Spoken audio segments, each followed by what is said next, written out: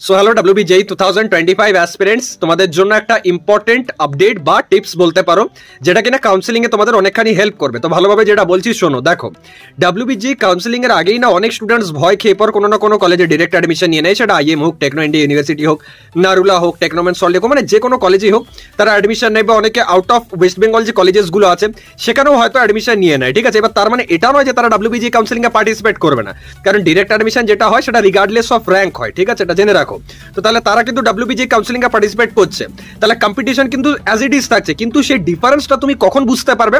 তুমি বুঝতে পারবে রাউন্ড 2 তে, যখন রাউন্ড 1 এ ফিজিক্যাল ভেরিফিকেশনে দেখবে অনেক স্টুডেন্টস গেল না, বা দেখা যাচ্ছে যে অনেক স্টুডেন্টস এরকম হলো যে রাউন্ড 1 এর পর ফিজিক্যাল ভেরিফিকেশন করে রাউন্ড 2 তে হয়তো আপগ্রেড করলো, কিন্তু রাউন্ড 2 এ সে হয়তো অ্যাডমিশন করাতে গেল না।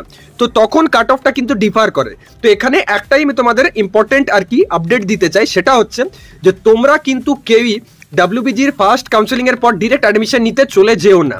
এবার হ্যাঁ, সেখানেও এক্সেপশন আছে, তোমরা চেষ্টা করবে যে রাউন্ড 2 এর জন্য আপগ্রেড করানোর, বাট তার জন্য নিজেদের যে চয়েস ফিলিং লিস্ট সেটা কিন্তু ভালোভাবে সাজানো খুব ইম্পর্টেন্ট। কারণ ওটা যদি ভুল হয় তাহলে কি করবে, তুমি নিজের পায়ে নিজেই কুড়ুল মারবে রাউন্ড 1 থেকে রাউন্ড 2 আপগ্রেড করানোর জন্য। এবার এখানে আরেকটা ব্যাপারও আছে, যে ধরো তোমার র্যাঙ্কটা ভালো হলো, এবার রাউন্ড 1 এ তুমি যাদবপুরের, বা সাপোজ যাদবপুর যাচ্ছি না আমি, হেরিটেজের ভালো একটা ব্রাঞ্চ পেয়ে গেলে, তো সেটা আপগ্রেড করার পর যদি তুমি টেকনোম্যান দিয়েছো, তাহলে কি হলো, নিজের পায়ে নিজে কুড়ুল মেরে পর তুমি টেকনোম্যানের CSE নিতে গেলে হেরিটেজের IT ছেড়ে পর, তো সেটা কিন্তু ভুল হবে। তো এই ধরনের গাইডেন্স বা এই ধরনের যে ভুল ত্রুটি সেটা কিন্তু প্রচুর স্টুডেন্টস করে, এবং সেটার বেনিফিটস পায় কারা? যারা খারাপ র্যাঙ্ক করেছে তারা। কারণ ভালো র্যাঙ্কের একজন যদি ভুল কাউন্সিলিং করে, ভুল চয়েস ফিলিং দেয়, তাহলে সেখানে একটা যে খারাপ র্যাঙ্ক করেছে সে এখন ওই বেনিফিটটা পেয়ে যায়। তো এরকম যাতে তোমাদের সাথে না হয়, কানেক্টেড থাকো আমার সাথে, আমি হেল্প করবো তোমাদের। থ্যাঙ্কস আ লট, দেখা হচ্ছে নেক্সট ভিডিওতে। আর লাইক করে দিও ভিডিওটা, তাহলে এরকম আরো ভিডিও জানবো। Thank you.